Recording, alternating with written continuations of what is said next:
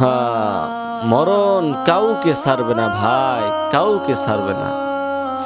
আপনিও কেউ ছাড়বে না, আপনার পিতা মাতা কাউকে ছাড়বে না, আপনার নেতা নেত্রী কাউকে ছাড়ে নাই ভাই, ছাড়বেও না। পিছনে যত নেতা দেখছেন, যত ক্ষমতাশীল দেখছেন ভাই, সবাইকে মরণ একবার নিস্তব্ধ করে দিয়েছে। মরণ একবার তাদেরকে মাটির সাথে মিশে রেজা রেজা করে দিয়েছে, তাদেরকে একবার মাটির সাথে মিশিয়ে দিয়েছে। আপনি আমি মনে করি মারা যাব না। আপনার বয়স 17 বছর, 18 বছর, 60 বছরের বাবার দিকে তাকিয়ে দেখেন, 70 বছর দাদার দিকে তাকিয়ে দেখেন, তারা তো আপনার মতন তাগড়া যুবক ছিল, তাদেরও তো একসময় রক্ত গরম ছিল। আজ তাদের রক্ত গরম নেই, আজ তাদের রক্ত ঠান্ডা হয়ে গেছে। আজ তারা কেমন যেন মাসুম বাচ্চার মতন কিচ্ছুই বলতে পারে না, তারা কেমন যেন অসহায়। আপনার আমার তো অহংকার করার মতন কিচ্ছুই নাই ভাই, কিচ্ছুই নাই।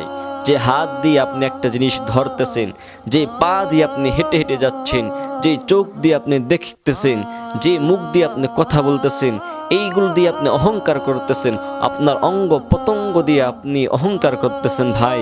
এগুলো তো সবই আল্লাহ তাআলা দেওয়ার নিয়ামত, সবই তো আল্লাহ তাআলা আপনাকে দিয়েছে।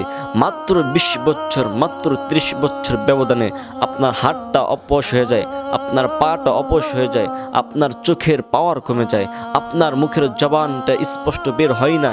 এই সবগুলো আবার নিস্তব্ধ হয়ে যাবে তখন, যখন আজরাইল আপনার সামনে এসে পড়বে, মালাকুল মউত যখন আপনার সামনে এসে পড়বে, তখন আপনার হাত নড়াচড়া করবে না, পা আর নড়াচড়া করবে না, আপনার জবান দিয়ে কোনো কথা বের হবে না, আপনার চোখ দিয়ে কিচ্ছুই দেখতে পারবেন না।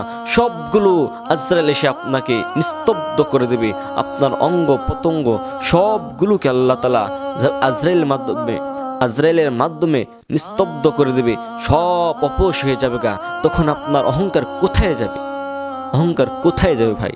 এই জন্য অহংকার কইরেন না, ক্ষমতার বাহাদুরি দেখাইন না, সম্পদের অহংকারে দেখাইন না, ছেলেমেয়ের অহংকারে দেখাইন না। আপনি যদি এখন মারা যান, সাথে সাথে আপনাকে মানুষ তুচ্ছ করবে। আপনার ছেলে মেয়ে, আপনি যেই জায়গায় বসে আপনি আরাম করতেন, একটু অসুস্থ হয়ে পড়লে ওই জায়গায় বসে আপনি আরাম করতেন, ওখানে শুয়ে থাকতেন, দিন ভরে কাজ করে বিছনা যেয়ে আপনি একটু আরাম করতেন। আপনি মারা যাবেন, মারা যাওয়ার সাথে সাথে দেখবেন আপনার ছেলেমেয়েরা আপনার ওই বিছানার যে কাতা বালিশ যা আছে সবগুলো ভাগাভাগি করে নিয়ে যাবে। আর যখন আপনাকে কবরে ফালিয়ে দিয়ে আসবে, কবরে মাটি দিয়ে আসবে, দিন যত যাবে ততই আপনাকে ভুলতে থাকবে। একদিন করে যাবে, একদিন করে আপনাকে ভুলতে থাকবে। এইভাবে ভুলতে ভুলতে ভুলতে একসময় আপনার নাম নিশানা সব কিছু আপনার ছেলে মেয়ের মুখ থেকে উঠে যাবে। এটার নামই দুনিয়া। এটার নামে কি? দুনিয়া। ভাই একবার একটু চিন্তা করে দেখেন, এই পৃথিবীতে আপনি আমি থাকতে আসি নাই, এই পৃথিবী থেকে আপনাকে আমাকে চলে যেতে হবে।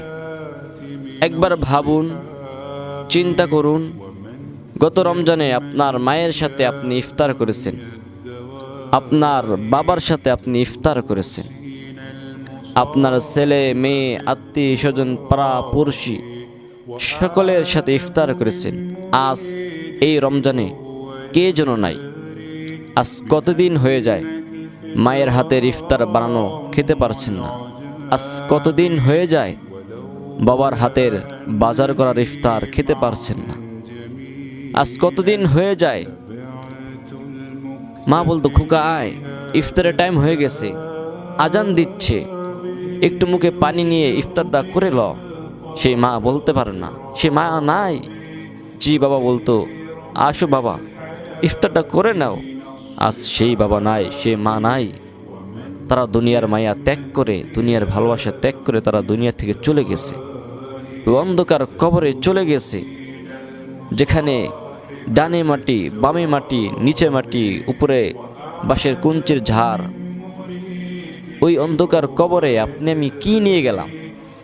কি আমলটা করলাম রমজান পেয়ে? কি আমলটা করলাম হায়াত পেয়ে? কি নিয়ে গেলাম? দেখেন দেখেন ওই অন্ধকার কবরে আপনি আমি কি সার পাবো কিনা?